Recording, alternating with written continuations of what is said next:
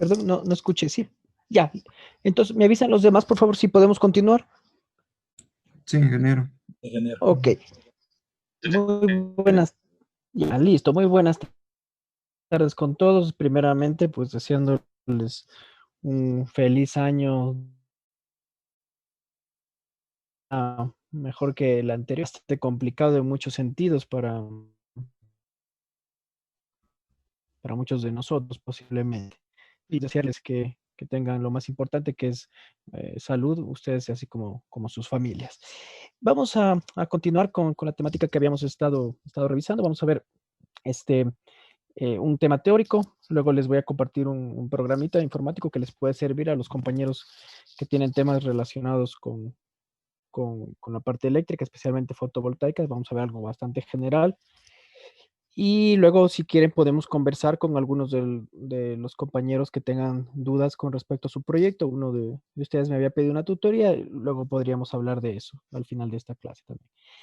Bien, entonces vamos a ver esta lección 5 que se denomina ética.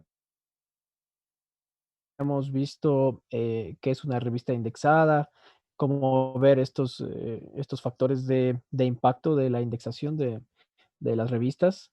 Sí, cómo utilizar el SJR, que es el Simago Journal Rank, para ver las revistas que están mejor puntuadas en un determinado ámbito académico.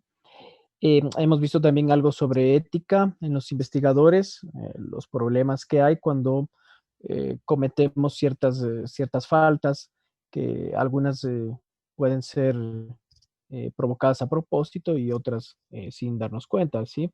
Por ejemplo, cuando no colocamos entre comillas un texto o no lo citamos, un texto que lo hemos copiado de alguna fuente bibliográfica, ¿sí? Ese tipo de situaciones, o la doble publicación que también habíamos visto. ¿Sí? Entonces hemos visto estos temas, ¿no? Ética para investigadores, escribiendo éticamente, y ahora vamos a ver ética para revistas.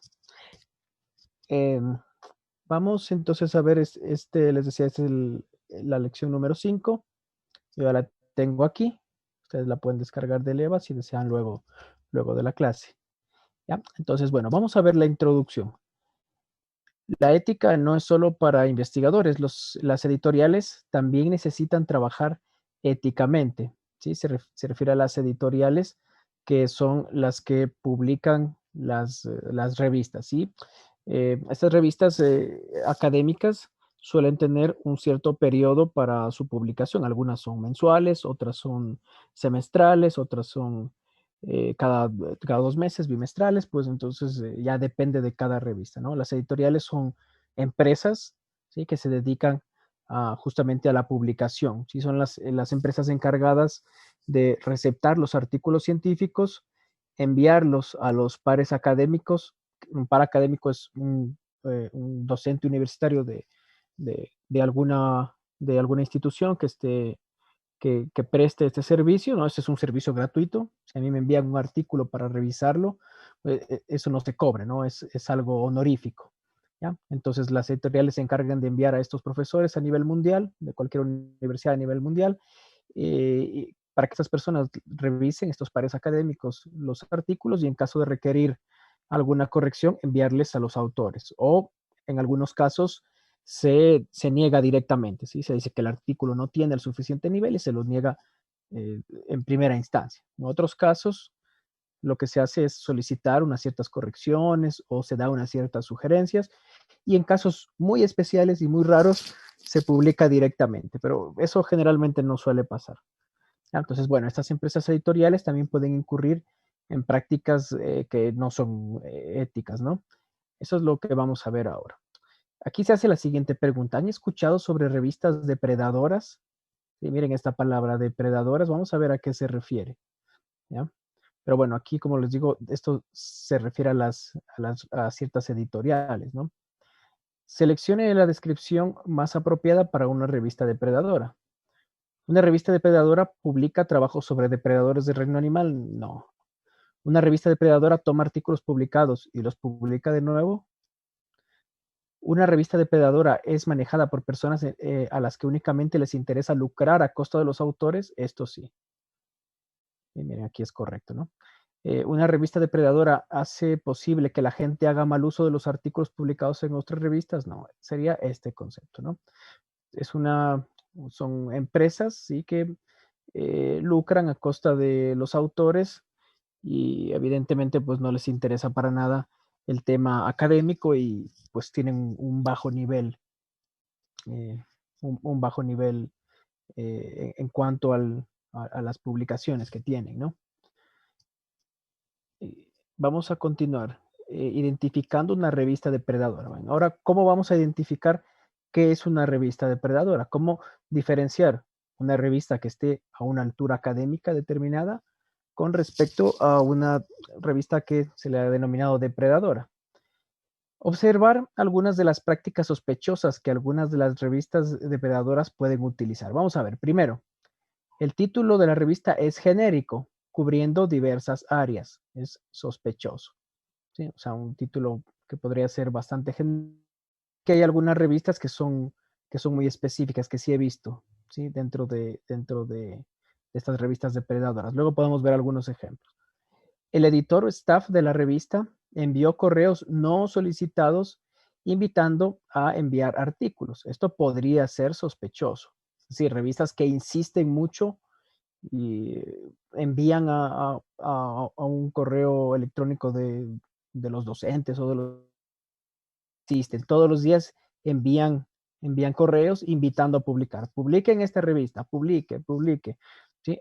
Esto podría ser una de las señales que nos pueden hacer sospechar acerca de determinadas revistas. Tercero, la revista está publicada en un país en vías de desarrollo, en África, Asia, América Latina, etcétera. No es necesariamente malo. Esto es importantísimo, ¿sí? Generalmente este tipo de revistas depredadoras podrían estar ubicadas en estos países, pero no quiere decir que todas las revistas que se publican en estos países son depredadoras. Yo aquí les he traído algunos ejemplos para que veamos revistas que son eh, buenas, ¿no? Académicamente adecuadas. Aquí tenemos, por ejemplo, esta es la revista denominada Ingenius, que es una revista muy buena a nivel nacional, cuyo editor es la Universidad Politécnica Salesiana, la UPS, de Cuenca. ¿Sí? Una revista, insisto, muy buena, revisada por pares, evidentemente. ¿Sí? Es bastante estricta también esta revista. ¿Sí? Miren, por ejemplo. ¿Ya? Entonces aquí tenemos los editores, son PhDs o másteres, ¿no? Aquí tiene su correspondiente número ISSN, el DOI, que es este código con el cual se puede identificar artículos o revistas. Aquí podemos ver las indexaciones, aquí. ¿Ya? Entonces está en Cielo, Google Scholar, bueno, algunas otras, ¿no? EBSCO y algunas otras bases académicas. Y ya les digo que esta revista a nivel nacional tiene una reputación muy buena. Es de Cuenca, ¿no? Por eso les decía, miren la cantidad donde está indexado, ¿no? Por eso les decía que algunas de las revistas depredadoras están publicadas en países en vías de desarrollo, pero no quiere decir que todas las revistas de países en vías de desarrollo sean depredadoras, para nada, ¿no? Hay revistas muy buenas en estos países también. ¿Ya? Ustedes pueden descargar en esta revista también los artículos por si a alguien le interesa también. Por ejemplo, no sé si aquí tenemos, miren, el número completo para descargar en PDF de esta última revista, ¿sí? Publicada ahora en 2021, ¿no? Hace 3 días. ¿Ya? Y aquí tienen las, los artículos, si es que quieren descargar, de uno a uno, ¿no? Por ejemplo, aquí tenemos alguno, análisis de la eficiencia de un disco de freno convencional ventilado con respecto a un disco hiperventilado mediante mecanizado. Ya, bueno, esta revista se llama Ingenios. Veamos por acá otras revistas, por ejemplo, tenemos algunas de nuestra universidad, la Universidad Nacional de Loja, por ejemplo, esta revista Vista Económica, la carrera de economía publica bastante, ¿sí? De lo que yo he visto, parece que tiene un grupo de investigación muy bien consolidado, porque cada cierto tiempo se ve pues, que hacen publicaciones bastante interesantes. Y bueno, ellos también tienen su propia revista. Ellos he visto pues que publican en revistas internacionales, en inglés y demás, pero bueno, aparte tienen aquí una revista, ¿no? Tenemos otra, por ejemplo, la Latitud Cero, ¿sí? Que está en el área agropecuaria. La revista Seda Más, que es un poco multidisciplinaria, también está indexada, evidentemente. Tenemos la revista de la Facultad Educativa, que se llama Educación, Arte y Comunicación. Tenemos la revista Sur Academia. No sé si había... Ah, aquí está esta. Pensé que se me había pasado esta Latitud Cero. Ya. Entonces, como podemos ver, pues, si quieren ingresemos en alguna de estas. Como podemos ver, pues también, incluso dentro de nuestra universidad, pues tenemos revistas, ¿no? Miren, aquí tenemos alguna se llama Aislamiento y Caracterización Morfológica de Hondos, Micorrízicos, etcétera, etcétera. Ya, miren, aquí tenemos los autores. ¿Ya? Si desean, ustedes pueden descargar el artículo. Miren, tiene aquí su correspondiente ISSN, que es el código de la revista. ¿Sí? Las fechas, ¿sí? De recepción del manuscrito, cuándo fue aceptado y cuándo fue publicado. Por aquí tenemos los autores. Miren, por ejemplo, aquí está el rector de nuestra universidad, por ejemplo, ha publicado. Él publica bastante, ¿no? Tenemos acá a la derecha, por ejemplo, si es que ustedes escriben y quieren escribir un artículo, tienen datos, imaginemos, por ejemplo, de algún trabajo, incluso puede ser algún trabajo de ciclo, ¿verdad? Algunos trabajos interesantes que pueden ser publicables y eso ya les sirve para su currículo. ¿Sí? Entonces, por ejemplo, acá a la parte derecha es información para lectores, para autores y para bibliotecarios. En este caso nos interesaría para autores. Entonces aquí lo que nos va a dar es las directrices de los autores. ¿Sí? Aquí nos indica cada cuánto tiempo se publica, cuál es el formato en el cual se debe publicar, el tipo de letra, la paginación, etcétera. Incluso a veces nos suelen dar, miren aquí por ejemplo, el título, cómo deben ir los nombres, en qué formato, ¿ya? La afiliación, todo esto. Incluso a veces nos suelen dar una plantilla en Word o en LaTeX, ¿no? Que es un editor de texto. ¿Sí? Bueno, aquí sobre los derechos de autor, miren, entonces aquí les indica cómo deben ustedes presentar su manuscrito. ¿Ya? Esto es como digo, pues es una revista de la Universidad Nacional de Loja que está indexada. Tenemos por acá una revista, se denomina Revista Tecnológica, que es de la ESPOL, es una de las mejores universidades del país, la Escuela Politécnica del Litoral. Sí, igual, ¿no? Aquí ustedes pueden descargar, esta también es de acceso abierto, aquí tienen acá abajo, ¿sí? Las indexaciones.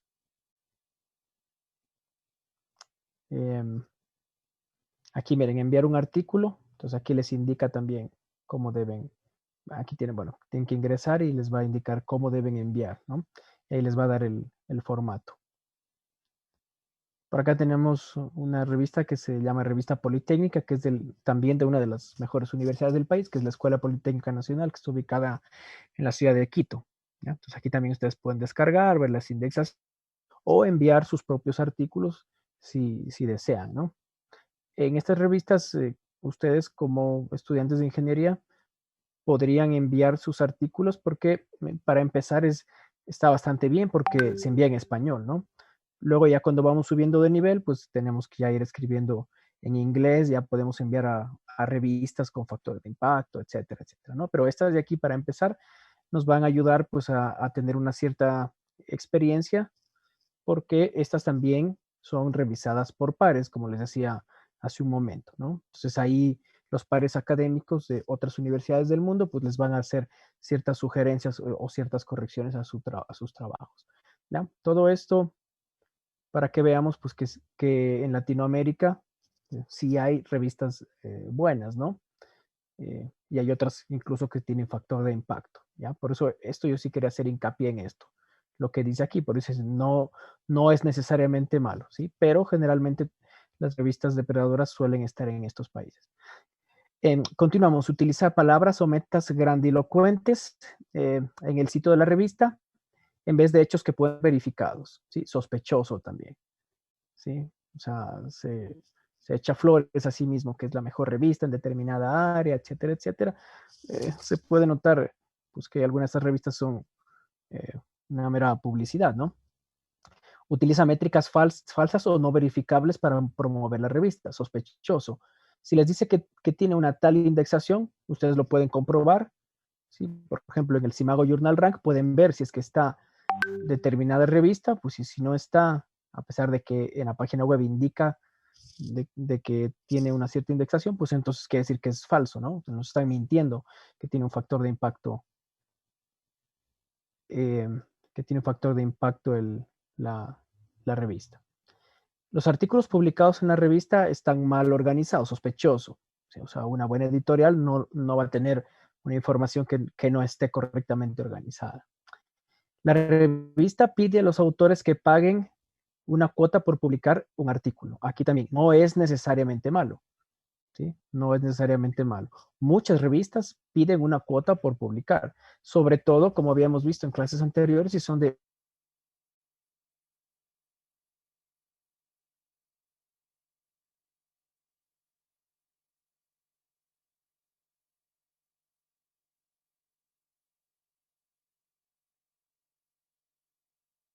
más probable pues que otras personas.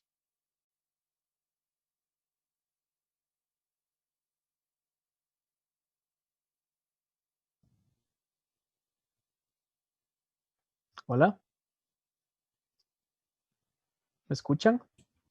Sí, ingeniero, Sí, lo ingeniero, escucho. ahora sí. Algo, parece que se fue el internet por un momentito. Disculpe. Vamos a seguir. Ya, entonces, esto sí no es necesariamente malo. No es necesariamente malo, pero, o sea, las revistas de impacto pueden cobrar, si la mayoría de hecho lo hacen, pero lo que quiere decir esta frase es que las revistas depredadoras siempre nos van a cobrar, porque es su objetivo, ¿no? Exprimirlo al, al investigador. Que en algunas ocasiones puede publicar ahí a propósito, porque es fácil publicar, o en algunas otras ocasiones puede ser porque no se dio cuenta que es una revista depredadora, que también puede ocurrir. Hay errores graves en el contenido, lenguaje o formato de los artículos publicados, sospechosos, ¿sí? Una revista o una editorial seria, pues no va a tener errores de contenido o faltas en el lenguaje o errores de traducción, evidentemente.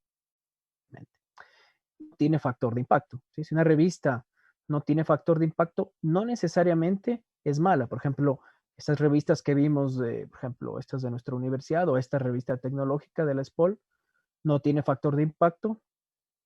¿Sí? No está en el Simago Journal Rank, evidentemente, pero sí está en Latindex, ¿sí? Que es una base de datos de Latinoamérica. ¿Sí? No necesariamente es mala, ¿sí? Pero lo que sí, pues estas revistas depredadoras, todas no tienen un factor de impacto. ¿Ya? Por eso aquí dicen, no todas son necesariamente malas. ¿Sí? Esas son algunas de las pautas mediante las cuales podemos saber que una revista pues, es depredadora. Una lista de revistas depredadoras. Jeffrey Brell, un bibliotecario de la Universidad de Colorado en Denver, mantiene una lista de revistas y editoriales depredadoras o cuestionables. También mantiene una lista de métricas académicas cuestionables. Podemos encontrar las listas en la siguiente página web. Esta página web de aquí. ¿Ya? Si hacemos clic, ¿sí? Entonces aquí nos indican, ¿sí? Por ejemplo, algunas páginas web, ¿sí? Con estas listas de las revistas depredadoras. ¿Sí? Por ejemplo, aquí de algunas empresas, estas serían editoriales, ¿no? Estas de aquí. Por acá tenemos standalone journals, que serían las revistas. Yo ya la tengo abierta aquí. ¿Sí? Entonces, por ejemplo, según este autor, él considera que esta revista, por ejemplo, Academic of Contemporary Research Journal, ¿sí? AOCRJ, es una revista depredadora. Veamos alguna, por ejemplo, alguna que esté más o menos relacionada con nuestra área. Por ejemplo, aquí tenemos avances en ciencia, tecnología y sistemas de ingeniería. Veamos, por ejemplo, esto para ver qué nos sale. A ver si se nos abre primeramente. ¿Ya? Bueno, según este autor, esta revista de aquí, ¿sí? Podría ser una revista depredadora de acuerdo a los indicios que él tiene. ¿Sí? Miren ustedes, bueno, el nombre es bastante pomposo, ¿no? Habría que investigar un poco más acerca de lo que nos ofrece. ¿Sí? Por ejemplo, aquí dice que está indexado en Scopus, habría que averiguar. ¿Ya? Vemos el editorial. Según esto es de una universidad de Estados Unidos. Veamos alguna otra.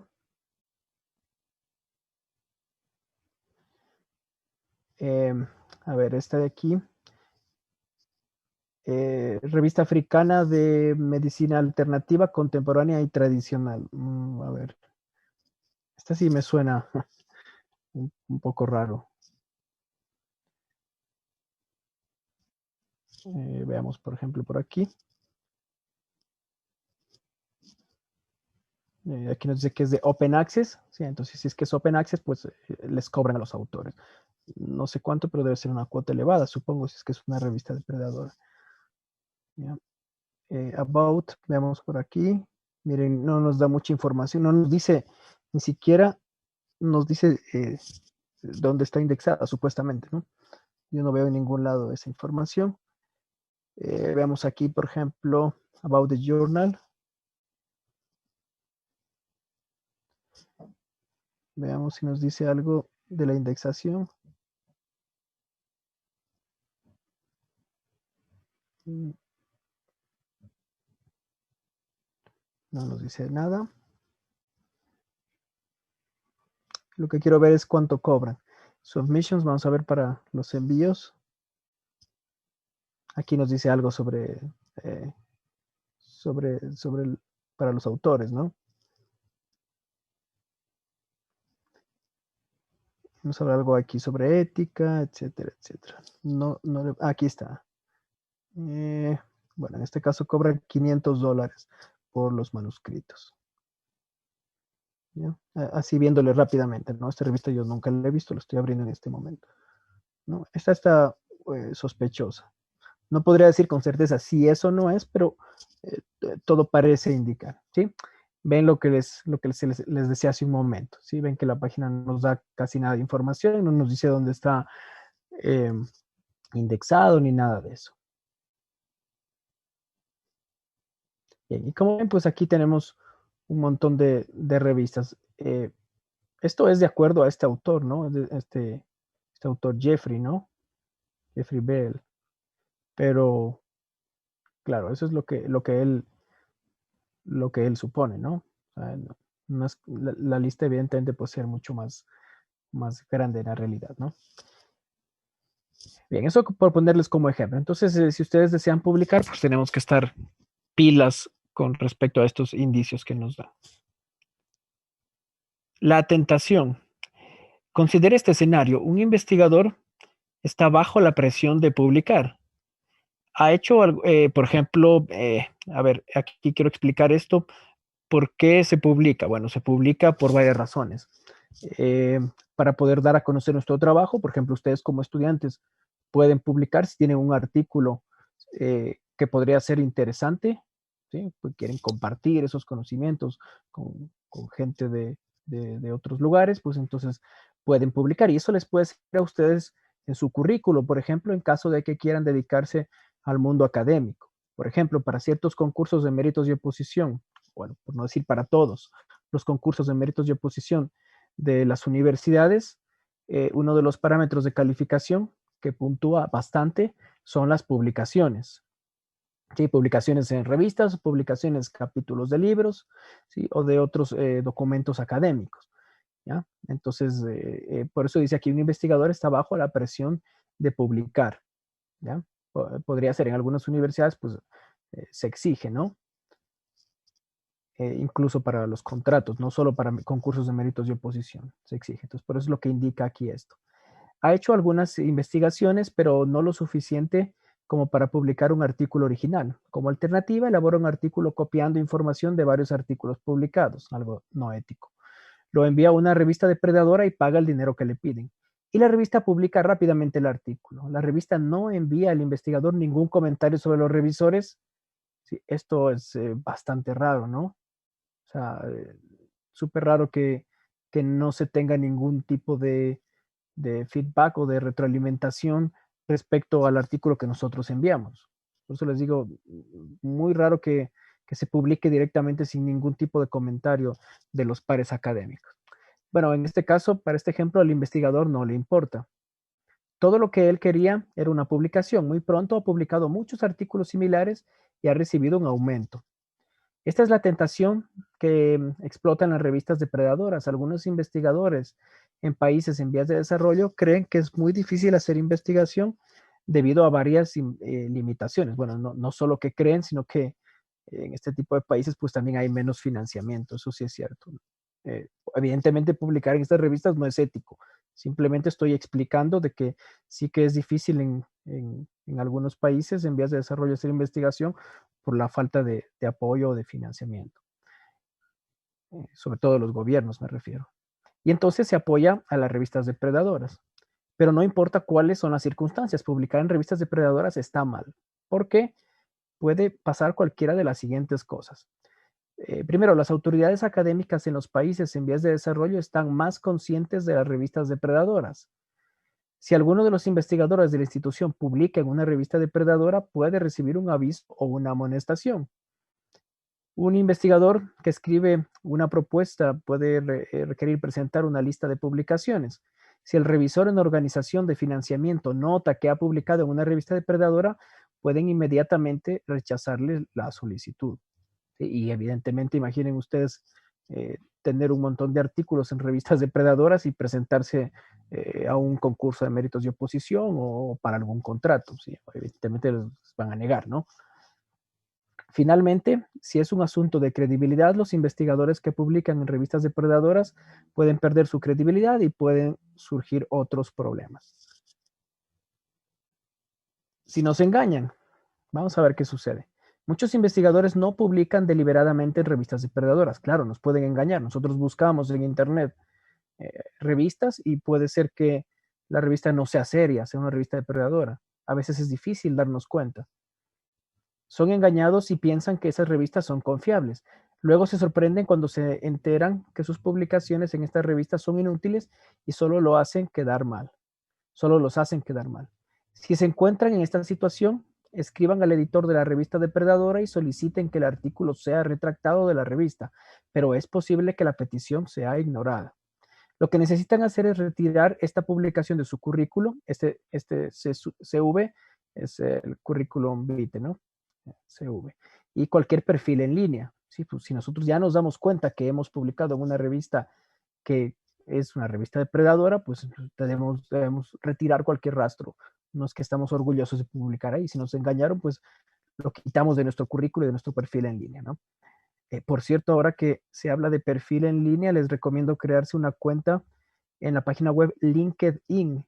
Sí, las voy a escribir aquí. Me imagino que la mayoría habrá escuchado, pero por si alguien no conoce, les voy a, a escribir aquí en el chat. LinkedIn. ¿Ya? En el LinkedIn, ustedes pueden subir su currículo. Claro, es un poco tedioso el proceso porque tienen que ir subiendo uno por uno todos los ítems, pero les sugiero bastante porque en países desarrollados pues es una herramienta muy utilizada para contratación, ¿sí? O sea, ustedes siempre tienen que, hay una frase que dice, hay que apuntar a las estrellas para llegar a la luna. Ustedes siempre tienen que apuntar alto. Vayan a lo mejor. Suban su currículo en LinkedIn y manténgase siempre en contacto con colegas a nivel mundial, ¿no? Les digo esto porque en alguna ocasión que eh, hice una visita a una planta de generación termosolar en España, pues el jefe de esa planta que nos hizo conocer, nos hizo todo el recorrido, nos indicó que en todos los trabajos que él había estado se habían contactado por LinkedIn. ¿Sí? Entonces, bueno, una sugerencia aquí que habla de perfil en línea, me vino a la mente. Bueno, continuamos. Y consideren hablar con las autoridades de la universidad y decirles que por error han publicado una revista depredadora y que no quieren crédito por ese artículo. Claro, claro, lo borran de su currículo, eliminan su rastro pues, y están actuando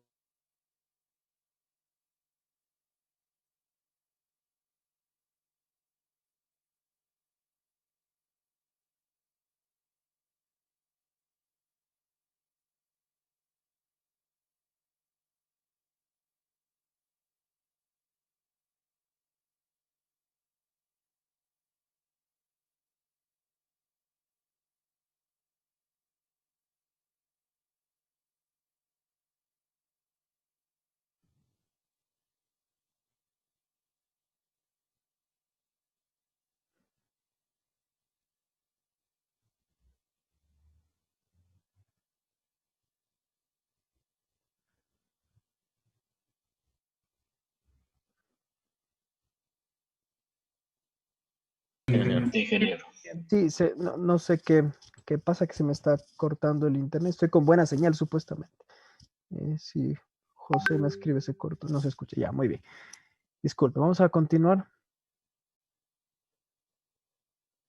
Nos quedamos por aquí. Ahora casi todas las revistas están en línea. Quizá también tengan ediciones impresas, pero cada vez más investigadores leen artículos científicos en línea. El medio en línea ha dado lugar a un nuevo modelo de revistas, el acceso abierto, que son estas revistas Open Access.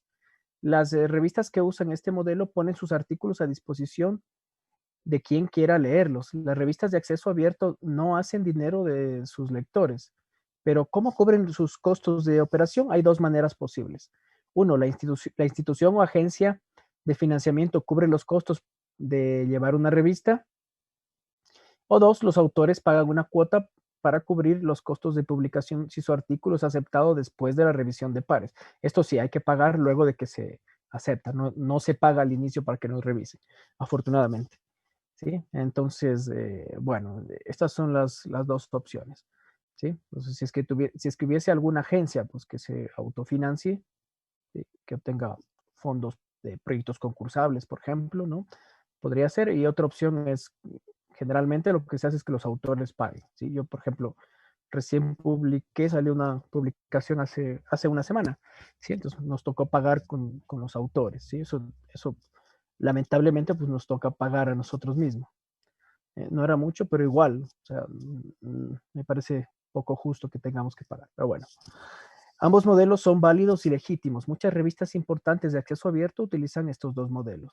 Si son investigadores en países en vías de desarrollo, quizá obtengan un descuento o exención de las cuotas de publicación, generalmente conocidas como Article Processing Fee.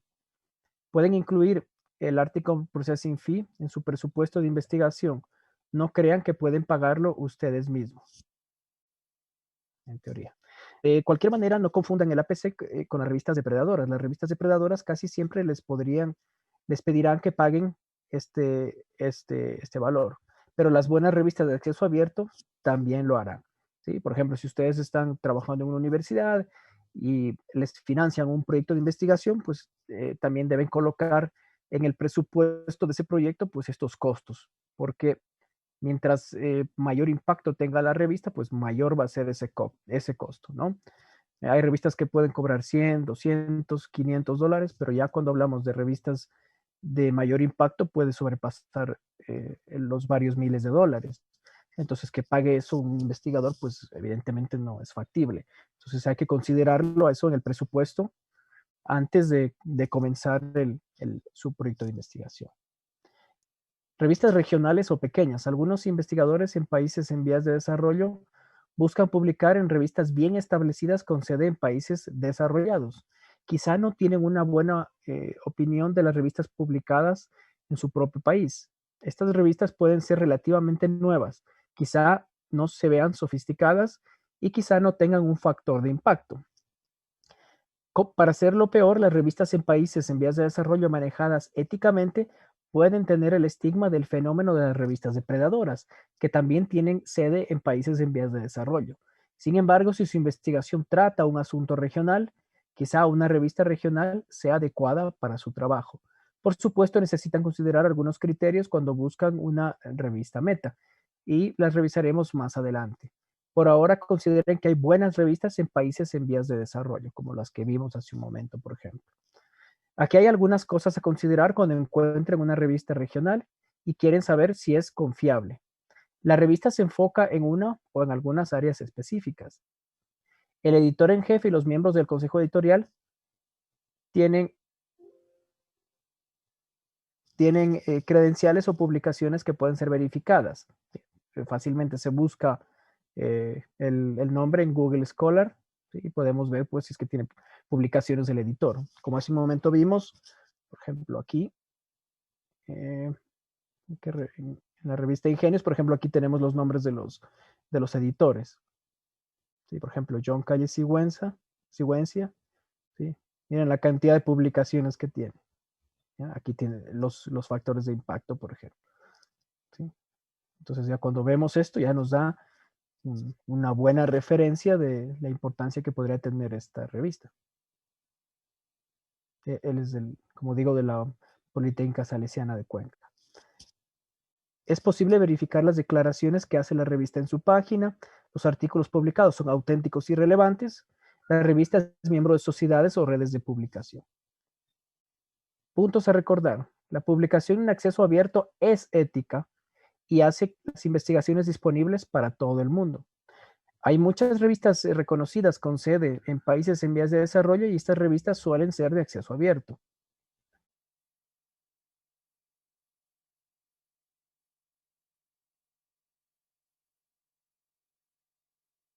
Aunque no esté bien escrito, o sea, que los datos no son adecuados, pero aún así lo publican, ¿sí? Y suelen ser de acceso abierto. Repito, no todas las de acceso abierto son malas, hay muy buenas. Evalúen objetivamente cualquier revista que les interese. Sospechen de declaraciones grandilocuentes hechas por revistas que no puedan ser verificadas, ¿sí? Por ejemplo, está en Scopus, se mete en Scopus y no está la revista. Pues, evidentemente, es cuestión de comprobar, ¿no? Bien, ¿tienen algún comentario o alguna pregunta?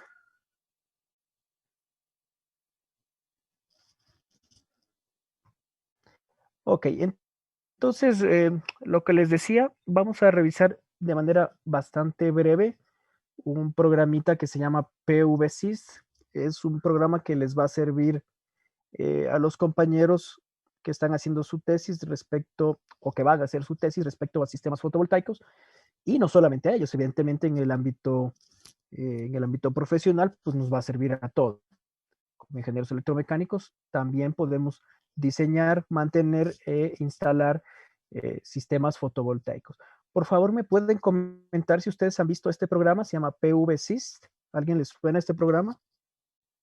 No, ingeniero, no hemos visto. Ya. No, ingeniero. En este ciclo están viendo la asignatura de energías renovables. El siguiente ciclo.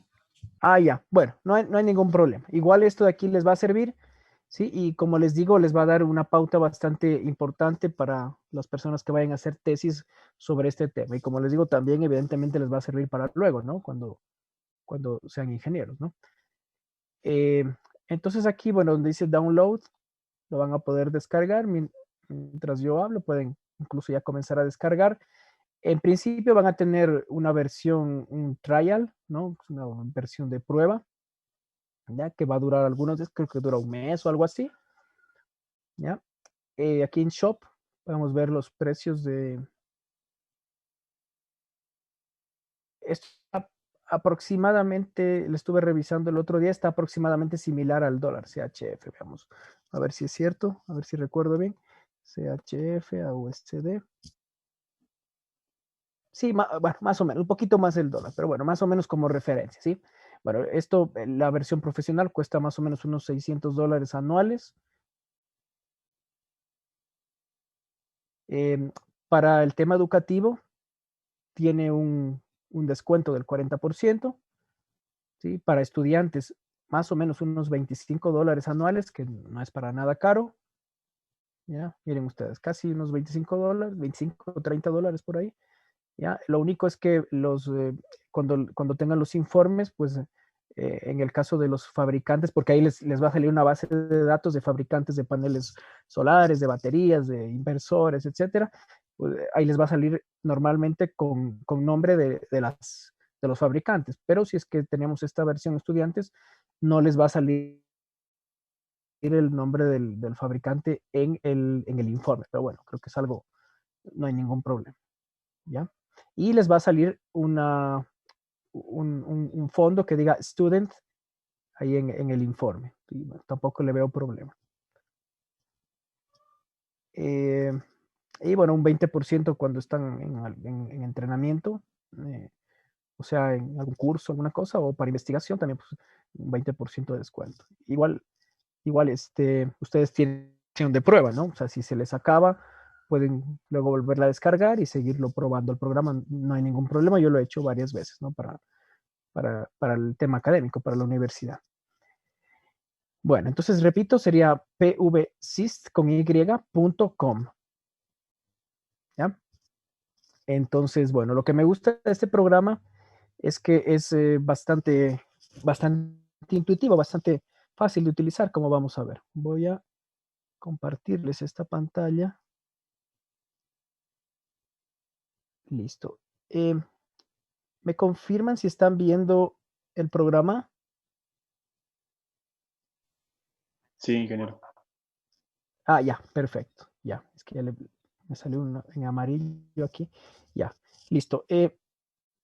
Yo ahora estoy, como les digo, con una versión de prueba. Si vemos aquí detalles de la licencia.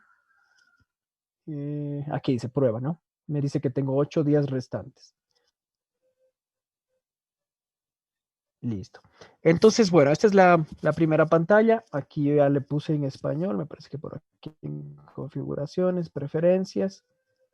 Ustedes por aquí cambian el idioma, ¿no? Aquí está, ¿no? Bueno. Entonces, bueno, lo que les había comentado, ¿no? Es bastante intuitiva. Entonces, en primera instancia nos va a aparecer aquí diseño y simulaciones del proyecto. Entonces, bueno, tenemos varios tipos de sistemas fotovoltaicos.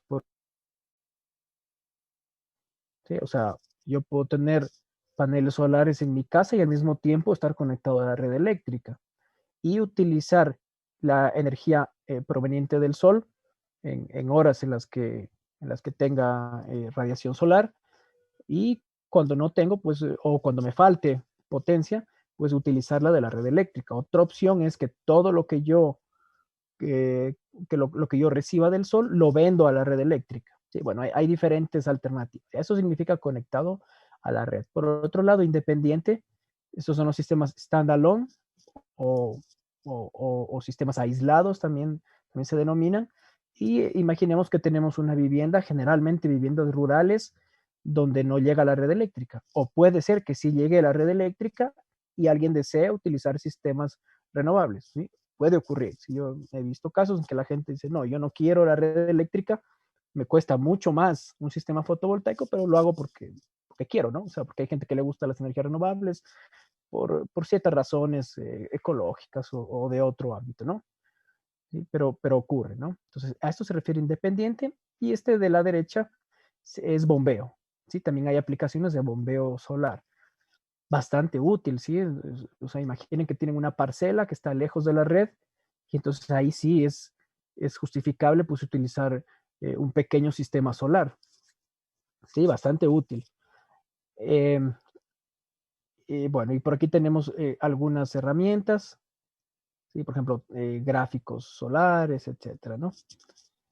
Bueno, vamos a ver, por ejemplo, este sistema independiente. Como les digo, es bastante fácil de utilizar este programita y va a ser muy útil, ¿ya? Para ustedes.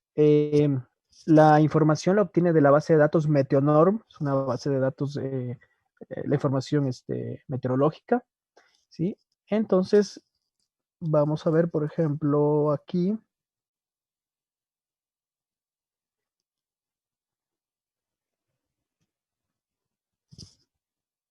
A ver si se abre, esperemos un momentito.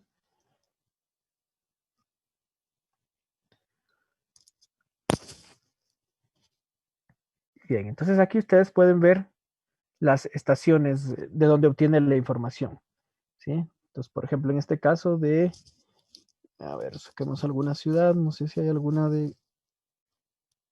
aquí está en América del Sur. Ecuador no hay, ¿ya? Entonces, cuando no hay, podemos nosotros agregarlo, ¿ya? Entonces, por ejemplo, vamos a ver si me permite, eso aquí le puse nuevo, y entonces aquí lo interesante es que me permite obtener, ya digo, a través de Meteonorm, información de alguna otra ubicación que no tengamos ahí. Entonces, por ejemplo, a ver, pongamos acá en el mapa interactivo, busquemos Loja, por ejemplo.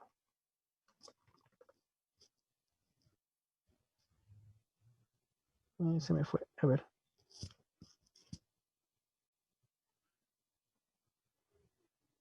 Le pongo Loja Ecuador para que no me salga Loja de España. Ya, listo. Entonces aquí vemos cómo tenemos a la derecha la latitud, casi -4 y longitud -79. Aquí miren la altitud. Y claro, no tenemos una estación de la cual se alimenta Meteonorm, pero lo que hace es tomar estaciones cercanas y hacer una interpolación de datos, ¿sí? No es preciso, pero bueno, nos puede servir, ¿sí? Entonces, cuando ustedes tengan una tesis o algún trabajo y no saben de dónde sacar datos de radiación, por ejemplo, con este programita o con Meteonorm directamente, ¿ya? ¿Sí? Entonces, por favor, no utilicen otras bases. A veces en las tesis presentan el Atlas Solar del Ecuador, que está bien ese Atlas Solar, pero posiblemente la resolución no sea bastante adecuada, ¿no? O a veces buscan de otras menos confiables, incluso he visto de Wikipedia o de lugares así, ¿sí? Pero bueno, aquí ustedes pueden ver. Entonces vamos a poner aquí importar los datos. No me deja. A ver. Aquí, aceptar punto seleccionado. ¿Ya? Y aquí nos dice de dónde vamos a importar. De Meteonorm, de la NASA, de PBGIS, de NREL, que este es de Estados Unidos, la Agencia Nacional de Energía Renovable de Estados Unidos. Yo voy a obtener de Meteonorm, ¿sí? Incluso por aquí había un mensaje que me decía que me sugiere Meteonorm, pero bueno, no lo encuentro. Listo. Vamos a ponerle importar y vamos a ver cómo importa los datos de radiación.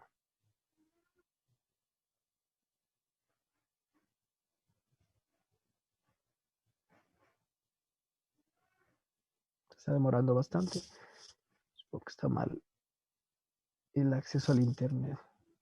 Está un poco lento. Eso, aquí tenemos, ¿ya?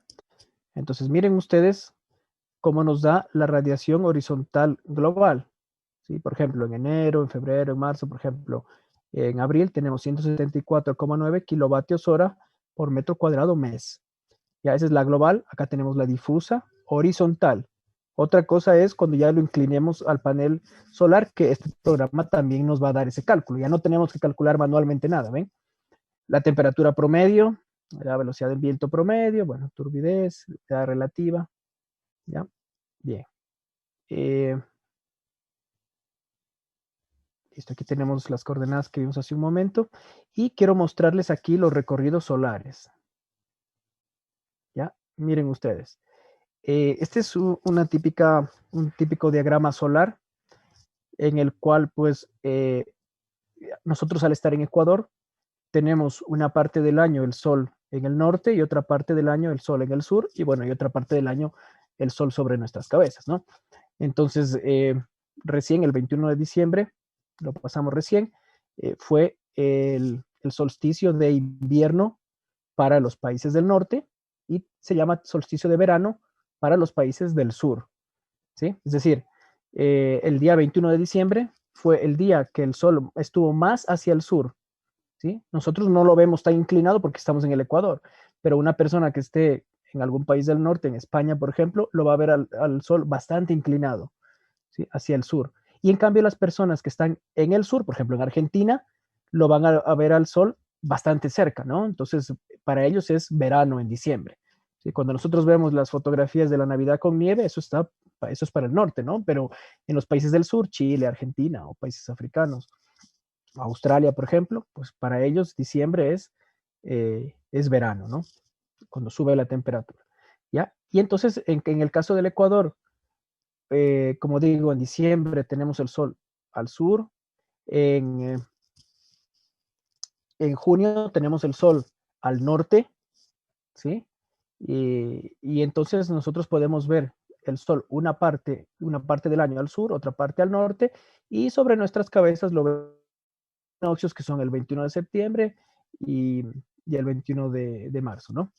De abril, perdón. ¿Ya? Y entonces por eso esta carta solar significa esto.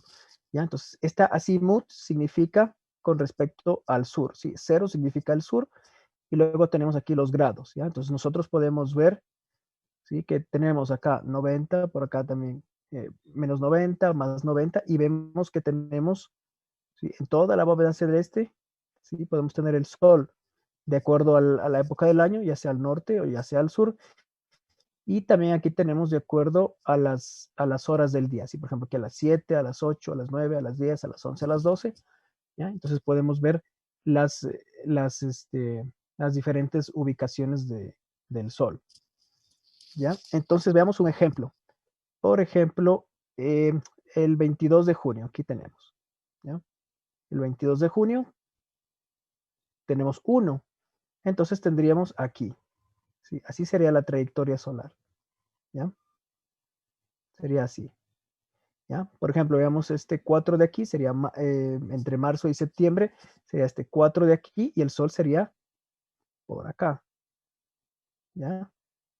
¿Lo ve?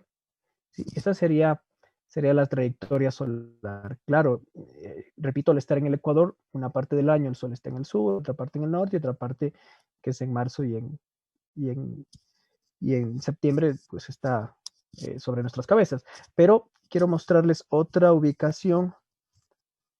Vamos a ver otra ubicación. A ver, está súper lento esto.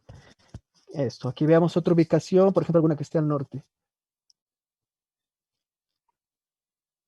En España, por ejemplo.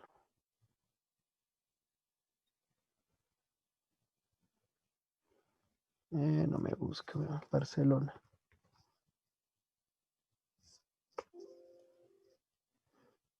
No me busca, bueno, no importa. No sé qué pasa, pero bueno, busquemos. A ver. Aquí tenemos, por ejemplo, Cáceres. Ya. Listo.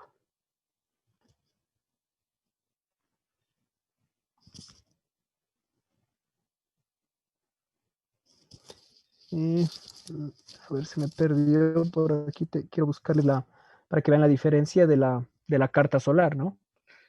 Evidentemente, cuando estamos al norte, por ejemplo en España, el Sol siempre va a estar al sur. Entonces vamos a ver que la carta solar, miren, el recorrido solar es diferente. ¿Ven? Ven que en el Ecuador tenemos como dos montañitas, claro, porque una parte del Sol está en el norte, otra parte del año en el sur. En cambio, aquí tenemos solo al sur. ¿Ven? Miren, aquí está el azimut, aquí está el sur. Entonces podemos ver que solamente el Sol sale al sur. Si es que estuviéramos en alguna ubicación del sur, en Argentina, el Sol siempre va a salir hacia el norte. Es diferente, ¿ya? Esto es súper importante y súper relevante. Luego cuando vean la energía solar en la asignatura de energías renovables, pues ya van a ver por qué. Es por la ubicación luego de los paneles solares, ¿no? Pero bueno, vamos, por ejemplo, escojamos esta ciudad rápidamente.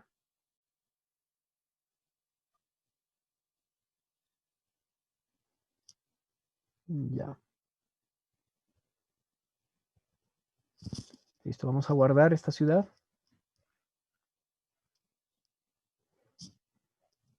Qué pena que está lento.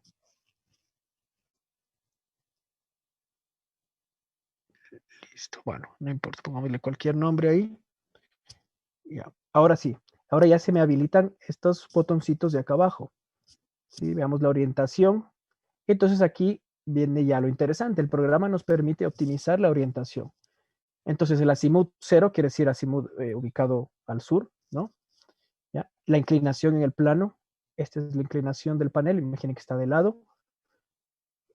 Se recomienda que se coloque a una inclinación de la latitud más unos 10 o 15 grados. Entonces, miren, aquí está súper inclinado, ¿sí? Casi vertical.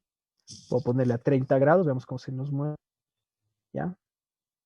Para esta ubicación, no sé cuántos grados será, como 60 o algo así grados, no, como 40 grados. Ahí, ¿ya? Por ejemplo, con esta inclinación. Ubicado hacia el sur, ¿no? Miren, azimut 0. ¿Sí? Yo puedo cambiarle también. Imaginemos que estamos sobre un tejado y no siempre es posible ubicar al sur. ¿Sí? Podríamos tener una cierta, no sé, por ejemplo, unos 10 grados de... ¿Ven? ¿Ya? Y entonces el programa automáticamente nos va a calcular ya con esta inclinación, con este azimut, ¿sí? Nos va a calcular ya cuál es la radiación, porque la que nos daba en principio Meteonorm es sobre una superficie horizontal. ¿Ya? Entonces, bueno, aquí nos dan estas gráficas de rendimientos también. ¿Sí? Miren, por ejemplo, un menos 2% con respecto al óptimo. ¿Ven aquí? Vamos a ver qué sucede. Veamos algo interesante. ¿Qué sucede si es que yo cambio la orientación? ¿Ya? Miren, 180 grados, ¿ya? Entonces, miren, menos 40% con respecto al óptimo. Lo estoy inclinando, apuntando hacia el norte. Tenemos, por cierto, una cierta radiación difusa que sí nos está dando L0 aquí, ¿no? La radiación. Ya voy a volverle a poner aquí los 10 grados, por ejemplo. ¿Ya? Y yo puedo irle moviendo aquí también esta inclinación, irle viendo cómo me va variando estas pérdidas por inclinación, ¿no? Por inclinación y orientación. Listo. Necesidades de uso. Algo antes de pasar. Esto es súper importante. Esto se van a lucir en su tesis si es que hacen esto, ¿ya? Yo siempre les pido, y nunca me paran bola, a los tesistas o cuando van a los tribunales, yo siempre incluso les hago el reclamo. ¿Por qué no me presentan las pérdidas por sombras? Y eso es súper importante. O sea, ustedes imaginen que están en algún lugar que tiene árboles alrededor o edificios, entonces ya no me va a dar la misma radiación que si estoy en un lugar despejado. Entonces voy a tener pérdidas por sombreamiento. Hay diferentes metodologías, ¿sí? Una de ellas es utilizar un programa, por ejemplo. Entonces aquí podemos ver el horizonte y le podemos el sombreado. Por ejemplo, miren que este programa es súper cómodo de utilizar. Imaginemos que tenemos un edificio por aquí. Este punto lo voy a poner así. Pongamos un edificio aquí, ¿ya? Un edificio que está ubicado al sur. Esto lo bajo. Eso, ahí está. Ya, imaginemos que tenemos un edificio. ¿Y yo cómo sé que el edificio va a tener esta altitud o que es así exactamente ahí? Fácil, porque yo tengo programas, por ejemplo, en los celulares, aplicaciones en las cuales yo escaneo el horizonte y ya me da esto, ¿sí? O sea, esto yo sí lo puedo determinar. Y no me presentan eso en las tesis. Yo siempre les pido, incluso les reclamo, ¿por qué no me presentan las pérdidas? Miren, aquí ya tengo pérdidas por sombreamiento. El programa me va a calcular. ¿Ya? Aceptar. Eso es para el horizonte, ¿no? O sea, cuando tenemos lejos. Para edificios cercanos también, bueno, aquí el programa nos permite en 3 dimensiones. A ver si se me abre aquí. Es un poco lento. Miren, bueno, aquí en 3 dimensiones no voy a meterme mucho en esto, pero bueno, pueden para edificios más cercanos o aquí dibujarlos, ¿no? Y ven que no es nada complicado. Necesidades de usuario. ¿Ya? Aquí en necesidades de usuario, bueno, esto lo podemos ver si desean la próxima clase porque ya estamos con el tiempo, ¿ya? Y como les digo, pues este de aquí, este programa les recomiendo que ustedes lo aprendan, lo practiquen porque les va a servir luego incluso para su vida profesional.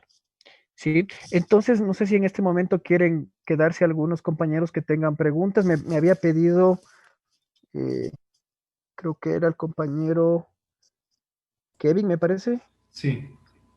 Ya, listo, podemos quedarnos con Kevin conversando y si alguien más tiene alguna duda también, si no, nos veríamos la próxima clase. Como, también recordarles pues, que habíamos quedado antes de vacaciones que ya en esta semana tienen que presentar por lo menos hasta los objetivos, ¿ya? Lo que pasa es que no les he subido en el sistema, pero eso ya lo había, ya desde antes sí se había avisado. Ya lo voy a activar en el sistema. Listo, entonces con los demás nos despedimos. Que tengan una buena semana. Listo, ingeniero. Gracias. Hasta mañana. Gracias, ingeniero.